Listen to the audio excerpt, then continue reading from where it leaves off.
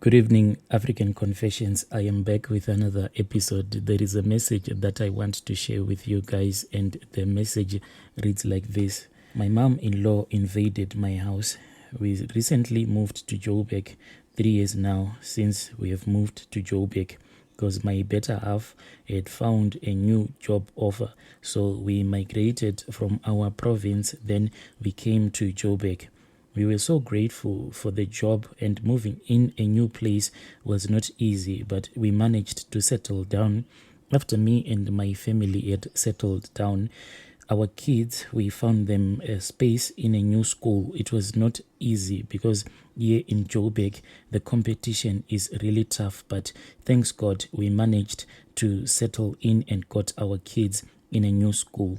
We moved into a 3-bedroomed house and we were happy all the time till our mom moved in.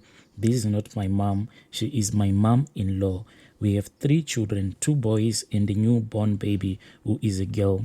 She is now 18 months old. Within a space of 3 months after we had moved to Joburg, our mom followed my husband's mom, and she was very happy to come and visit us. We stayed with her for the first month and all was okay. I made sure that she ate really delicious food and made sure that she was well taken care of. I loved this woman so much and I still love her like my own mom. But at this point, we are no longer comfortable with her around the kids. Firstly, the problem started when she took our baby when she was 3 days old. She watched her pee-pee until it was red. This surprised me. My daughter cried and I was now panicking, and I kept on knocking on the bedroom door, but she had locked it. She was only 3 days old. I don't want to lie. I failed to hide my anger and I shouted and I kicked the door to let her open for me. Why was he closing the door and why was my baby crying? As I entered the bedroom, I quickly took my baby, and as I took a proper look at her, I saw that her pee-pee was extremely red and this was not normal. And upon asking my mother-in-law, she told me that she was removing the white oily stuff that girls are born with, but it's a thick layer of fat that protects babies. Was it supposed to be removed forcefully while she locked the door?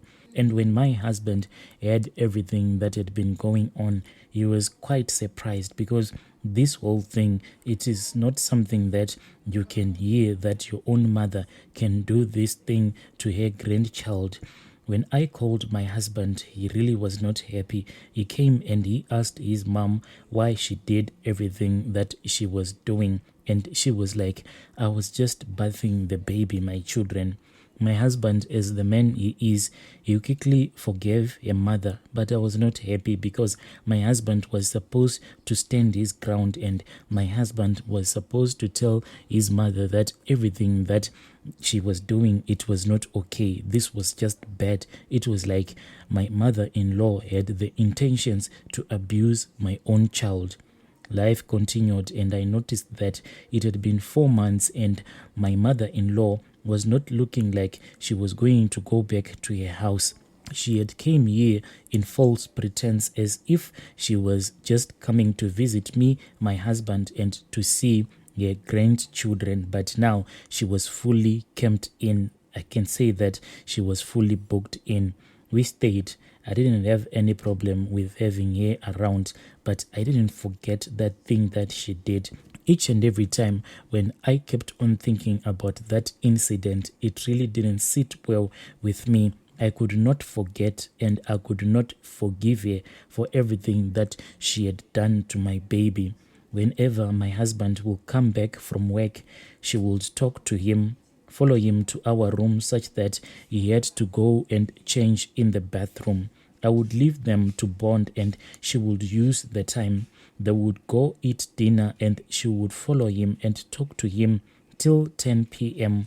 I never had the chance to speak with my own husband anymore. As the woman that I am, I didn't want to worsen the situation that I had found myself in. I tried to be someone who stayed calm all the times. Whenever my mother-in-law would follow my husband to our room such that he had to feel ashamed and go and change his clothes in the bathroom, I would just leave her. I never complained, but these things kept on going worse and worse. But this whole thing that was happening in my house kept on getting worse and worse. Sometimes I would doze on the couch waiting for her to finish this courtship that was happening between her and her own son. I didn't want it to seem as if I was chasing her out of my house. A few months later, she told me that she was expecting her 2 daughters to come visit her, and they came with their children too. The other girl had 3 kids and the other one had 2 kids. All in all, we suddenly had 6 kids in the house and 5 adults. We were just crowded. And this was done without her consulting with me. It really pained me, but I tried to be someone who was good, even though I am a nice Makoti. But I reached a point that I was just tired. I became tired of the whole situation. They stayed with us for the next 3 months, and my husband was told to find a preschool for the other 3 new babies. My aunties, all of them are not married, but had baby daddies who were not responsible. I would cook a full chicken each and every day, and it was not enough for all of us because suddenly I found myself out of budget and with a lot of mouths to feed in my house. The budget was now not enough, and my husband would complain to me, but deep inside I knew that he was happy. He was really happy to have his relatives around him.